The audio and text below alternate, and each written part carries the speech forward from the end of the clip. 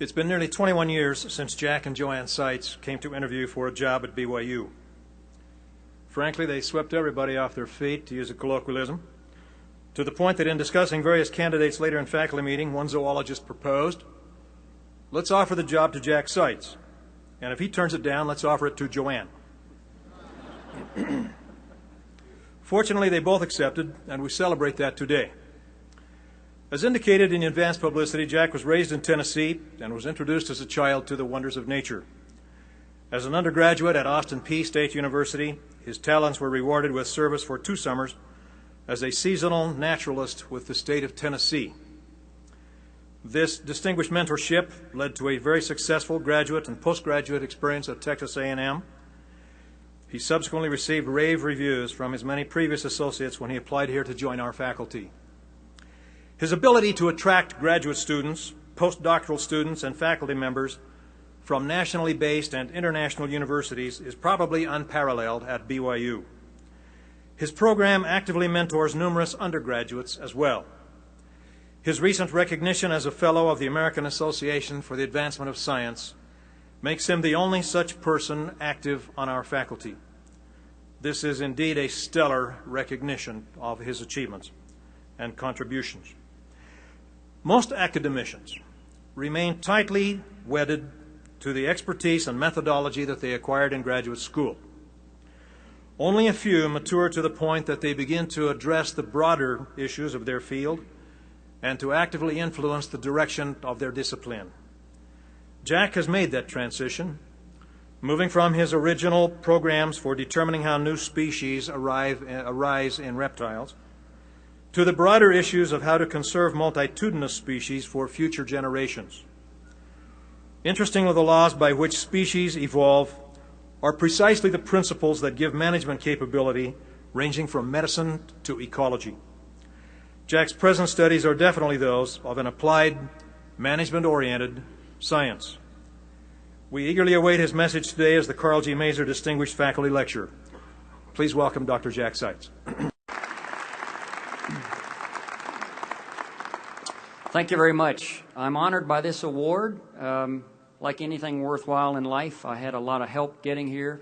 And before getting to the subject matter, I want to run through a few slides to acknowledge people, or at least groups of people, that directly or indirectly had a hand in this. Some of these you may have a little trouble reading. I apologize in advance. It's going to be quick and impersonal. But what I need to do is acknowledge mentors that go back to the Tennessee Department of Conservation, my alma mater, Austin Peay, the Nature Conservancy, mentors at Texas A&M, present and previous BYU presidents, college deans, museum directors, and department chairs. Also in that list, 15 current and former graduate students, 8 current or former postdoctoral associates, 5 undergraduate students completing honors projects, 10 current undergraduate mentees, 9 current or previous short-term or sabbatical visitors, 11 colleagues that don't fit into other categories, and finally the BYU Systematics Discussion Group. My in-laws, Robert and Margaret Lawson of Trenton, Kentucky, have given me nothing but love and support the whole time I've been connected with their family. My own family consists of a younger brother who's taking this picture, 3 younger sisters, parents who provided, again, nothing but love and support. My younger brother, Cliff, and I spent a lot of time hunting and fishing in our preteen and teen years. This is him with a hawk we nursed back from a gunshot wound. My best mentor was my dad. He took me at a very early age into the woods and onto the rivers and lakes. He was active in scouting, hunting, and fishing. So I grew up thinking that this was normal, and I'm fortunate to almost be making a living by my hobby right now. This is him showing my daughter the proper way to clean a fish. My childhood was different, and if my parents ever worried about it, they kept it in secret, like, oh, I hope he grows out of this.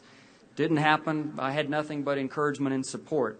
Finally, to Joanne, this award is a big measure part due to her, not just support, but active participation in a lot of the research. And our daughter Hillary, this is her at age 2 in southern Utah. She's 21 now.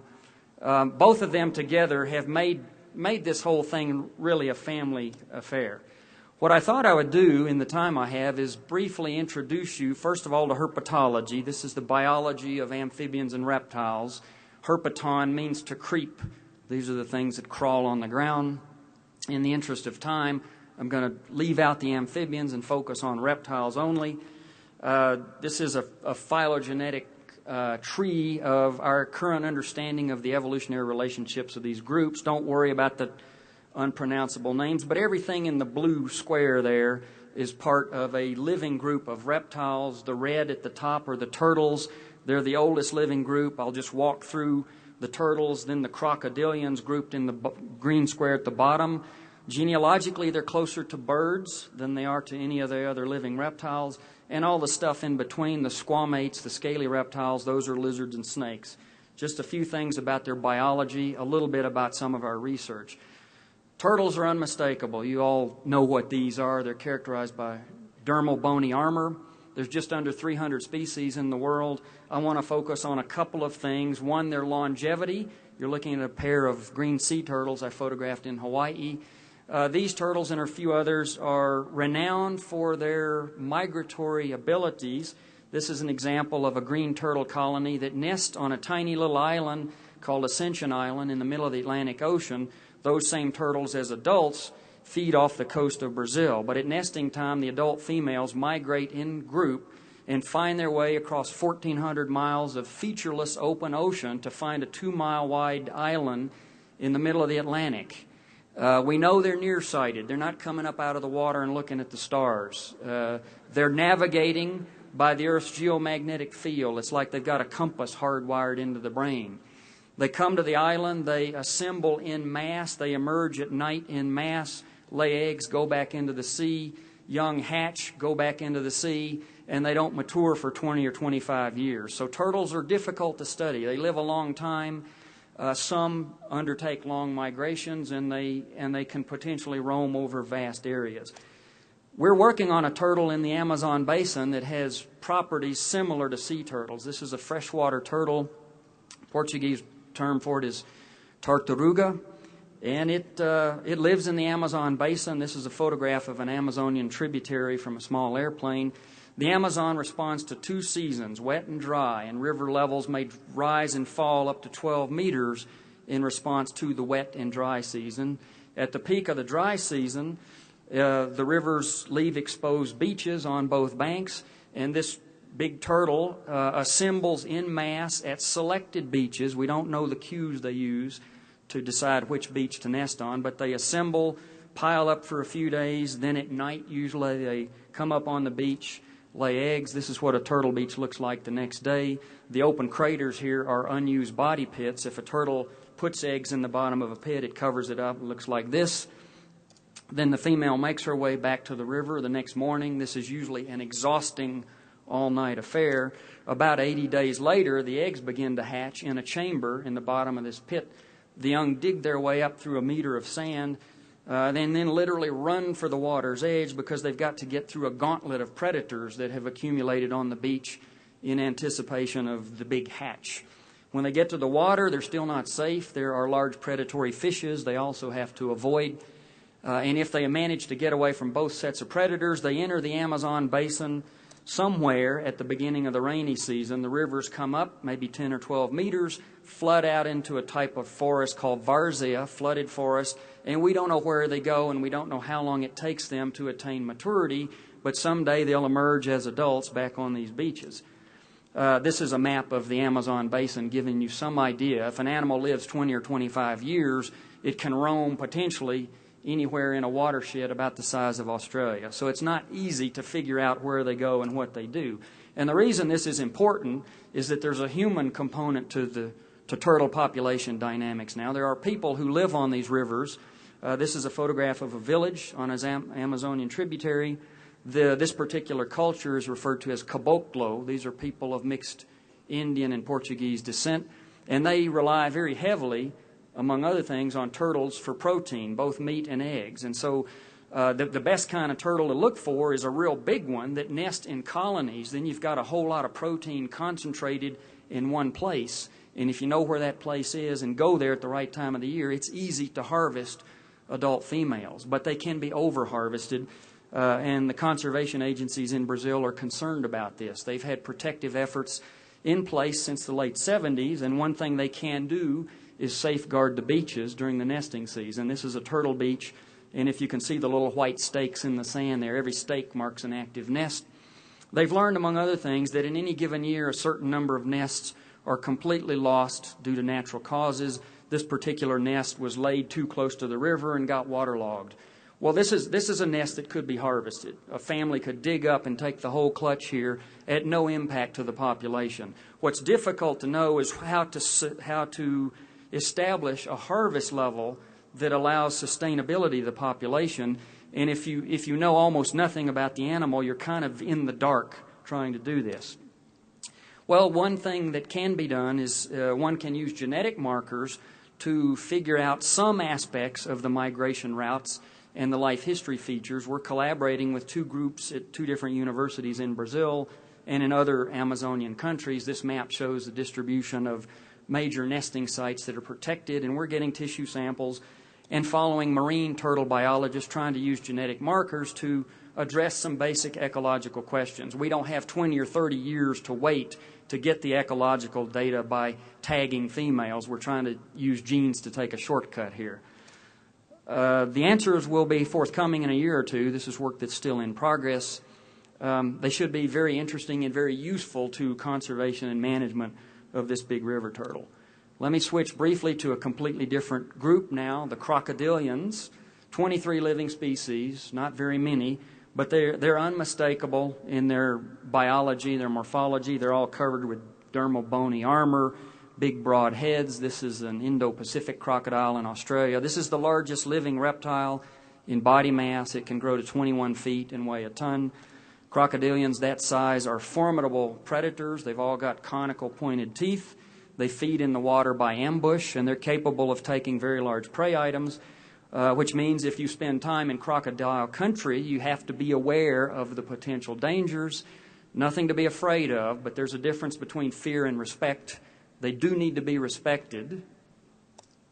But they have very interesting sociobiology. I mentioned that their closest living relatives were birds. Crocodilian males stake out territories and they sing like birds, only the song is a bellow. It's not really a song, but it's the crocodilian equivalent of bird song.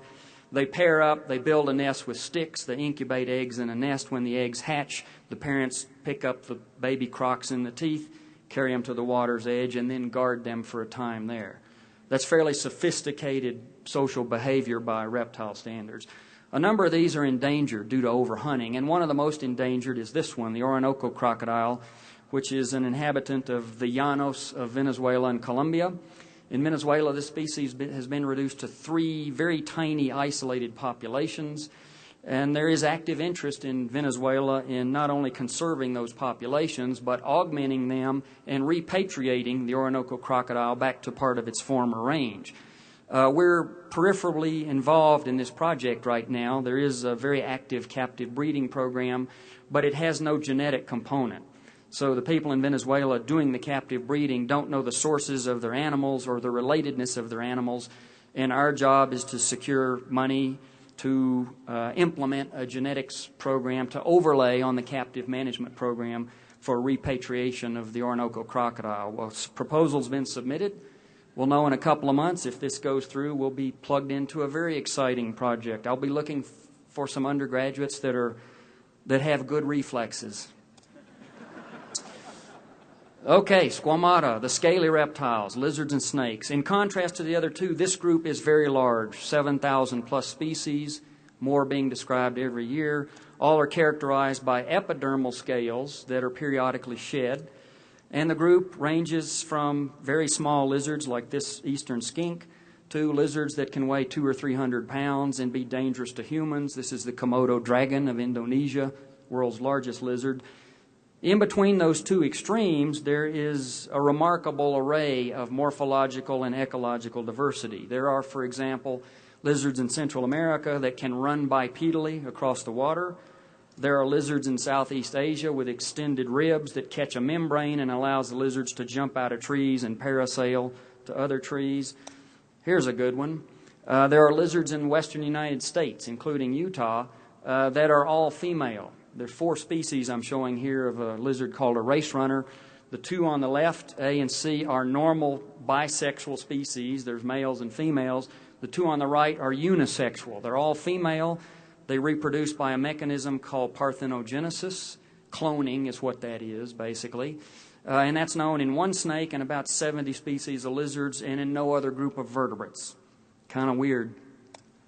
For this and other reasons, lizards have become model organisms in research. They exemplify a lot of biological properties of general interest, but because they're usually abundant, they're easily accessible in the field, they've been selected for all kinds of investigations. These are the characteristics of a model organism.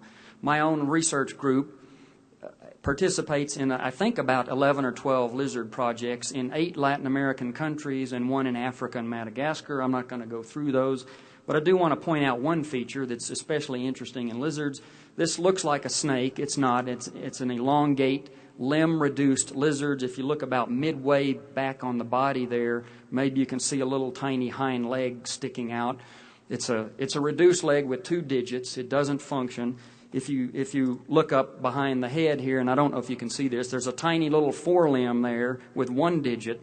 The lizard folds these to the side and moves like a snake. It can't use the limbs for locomotion. And then if we look at this group, this is one genus of Australian skink, and the one in the upper left is a normal lizard. The one in the lower right is completely limbless. And then there's almost a complete series of transitions of every imaginable stage in between those two. This group, the next slide here I'm showing you is a python embryo. Now that's a snake, but you'll see in panel D the development of a pelvic girdle and a femur, long bone of the leg. If you look in panel F, that pancake-colored structure is a limb bud. The most primitive living snakes as embryos develop girdles and limbs, and then the developmental program stops, and the rest of the snake sort of grows around it, so you don't see these structures on the outside. But if we take lizards and snakes together, again, this is a phylogenetic tree depicting relationships. Don't worry about the names. Everything bracketed in red on this tree is a group of lizards in which at least some genera and a few species exhibit the transition toward limb reduction. And then over on the right in blue are the snakes. That's where an entire group has completed the transition to an elongate, limbless body. Okay? The point I want to make here is this whole group offers replicate experiments, if you will think of it this way, in the transition from a normal 4-limbed to a reduced limbed to a limbless condition.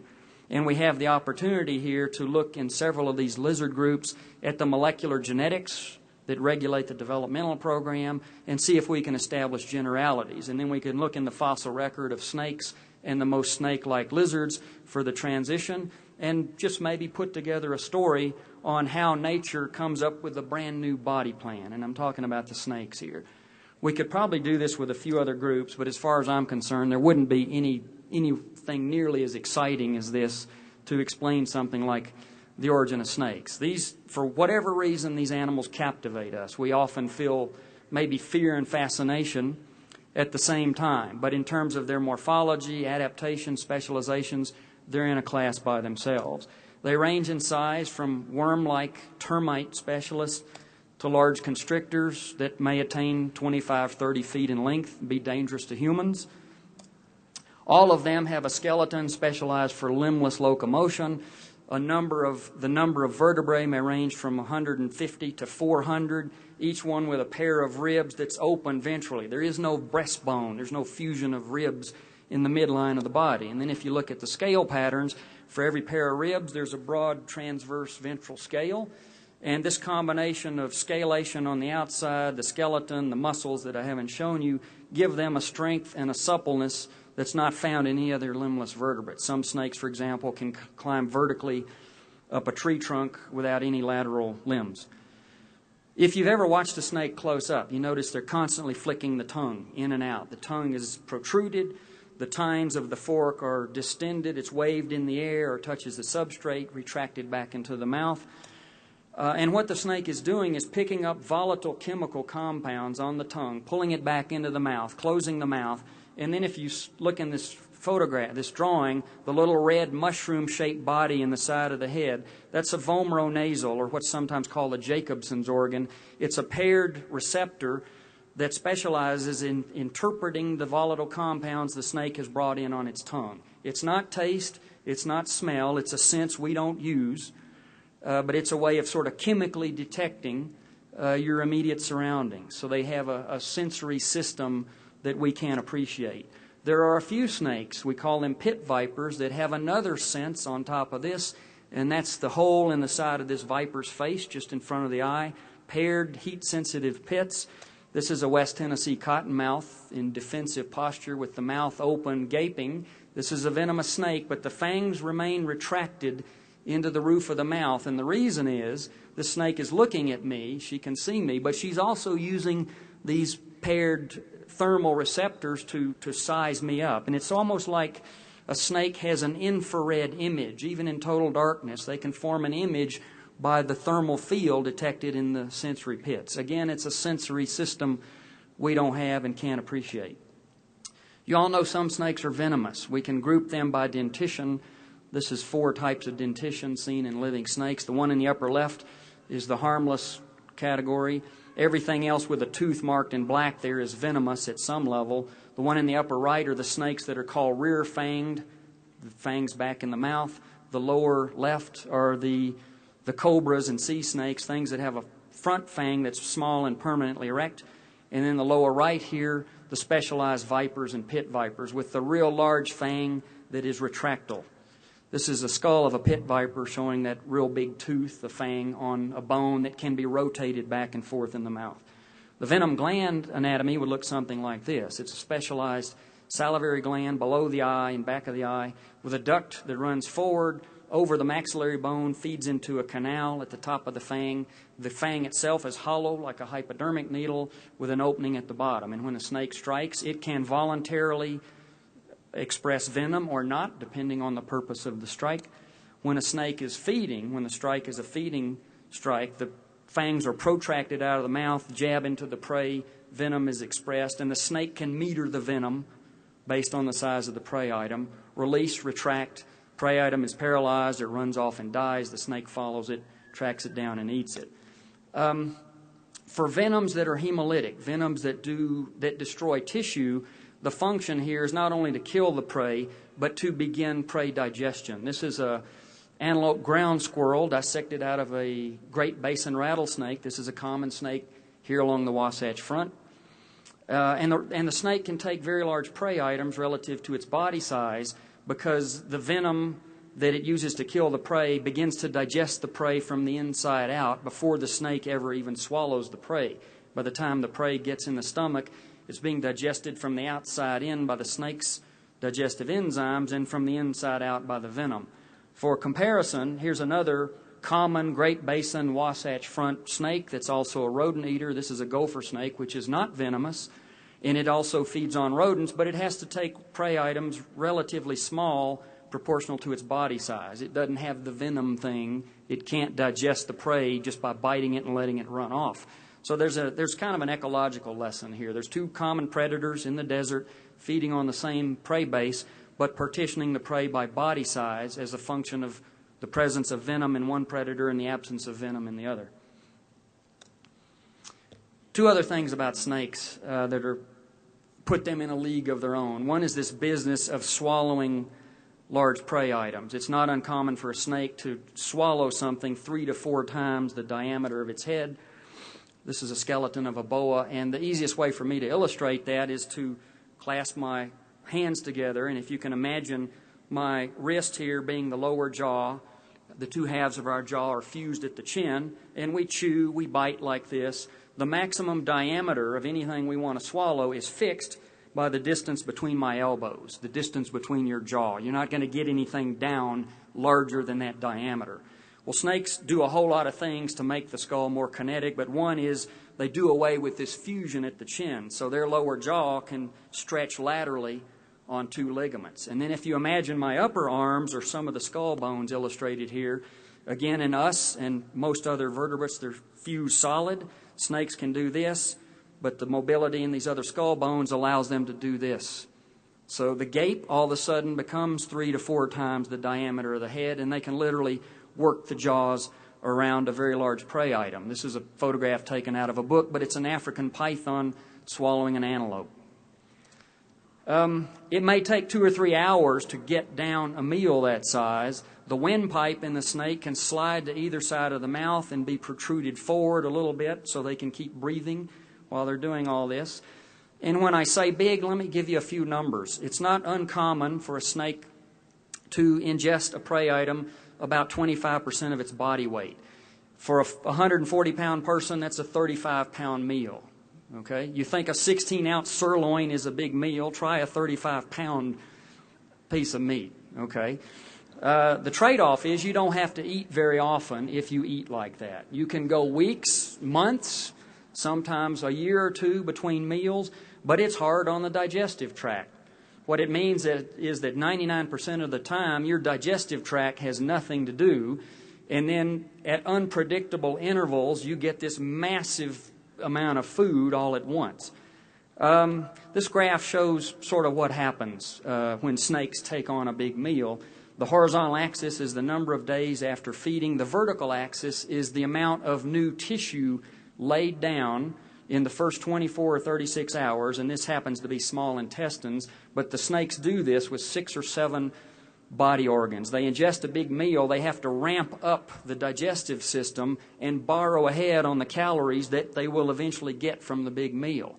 Again, to put this into the perspective of a 140-pound person, you eat a big meal or an average meal, 30 or 40 pounds in one sitting. In the first 24 hours, you lay down 6 pounds of new small intestine just to get ready. You enlarge the liver, the kidneys, a whole lot of other structures the same way.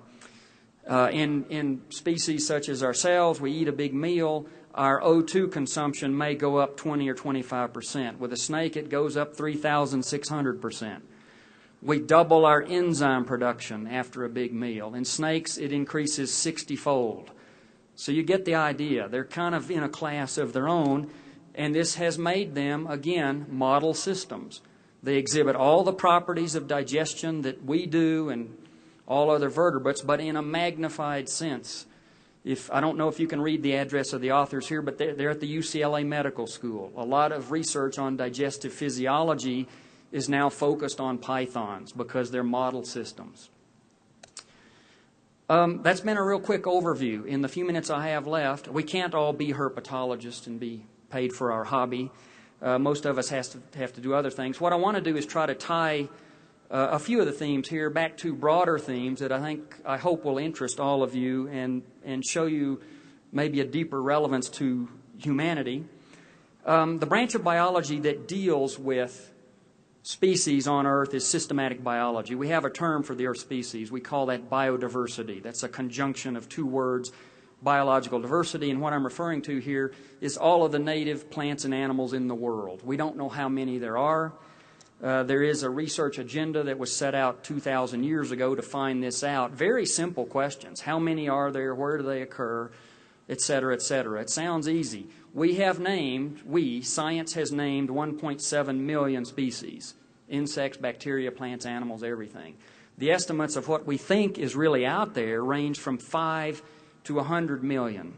So we don't really even know within an order of magnitude how close we are to the total. We just know the number we know about is a drastic underestimate of what's really out there. Look at number 3 here, their properties. This becomes interesting because we can capitalize on a lot of the properties of other species. I'll use 2 examples from amphibians, the group I've neglected up to now.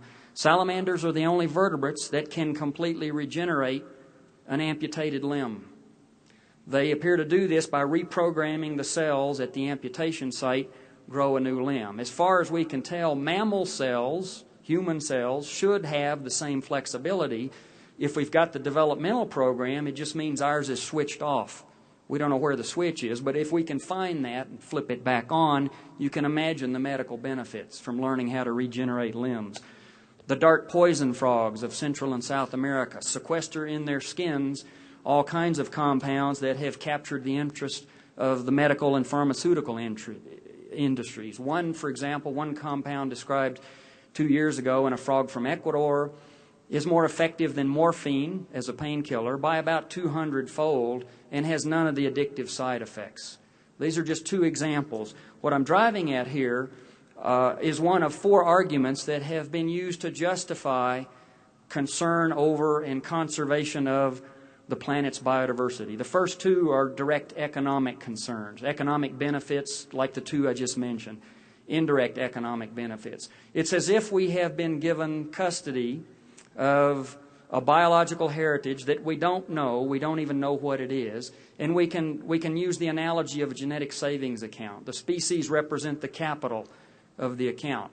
All indications are that current human activity is accelerating extinction rates. Extinction eats into the capital. There's a couple of other justifications here: cultural, aesthetic. The bottom one, ethical, moral, spiritual. That's the one I want to close on. Extinction is not like any other environmental problem. We can dirty a lake and we can clean it up. We can dirty the air, we can clean it up. We can't bring back species that we have pushed over the brink of extinction. It represents what ethicists have called a kind of super killing, the death of birth, because it shuts down nature's regenerative processes. This puts us in a bit of a dilemma. The 800 million poorest people in the world live in the biologically richest parts of the world, and we can't ask that environmental justice trump social justice or economic equity, but what we can do is make sure that they all go in parallel. It will take the utmost stewardship we can muster to improve people's lives in the poorest parts of the world and hang on to as much of our genetic savings account as is possible. There are signs we're getting a grip on the problem. In the United States, for example, the Nature Conservancy published this review 2 years ago of the status of biodiversity in the United States. We have the knowledge, or we can get the knowledge to tackle these problems. We have or can motivate the resources if we want to. What I'm not sure we have is a unified will or vision to imagine doing things a little bit differently than the way we've always done them. That's really what it'll take. And let me close with a picture of Reelfoot Lake in West Tennessee. This is a place that's special to me. My dad took me here when I was maybe 8 or 9 years old. All of the common species at Reelfoot Lake had been named and described a century and a half before I got there, but they were all new to me. I had never seen a place like this. I was captivated. My imagination knew no limits. This literally was the Amazon of my youth. The point I want to make here is that the sense of wonder is something we all have or used to have. Every child is curious about everything. And as we get older, we tend to lose touch. We tend to lose some of that sense of wonder. It's like any other mental faculty. It has to be nurtured and cultivated. And we either get removed from nature or we acquire unnecessary fears and prejudices that we carry around like excess baggage. Gentle teaching and the patience of a good mentor can strip away the fears and the prejudices. And if we can reconnect with this wonder of our childhood that we all had at one time, the political will be there. It will assemble on its own, and we can make the right ethical choices. Thank you.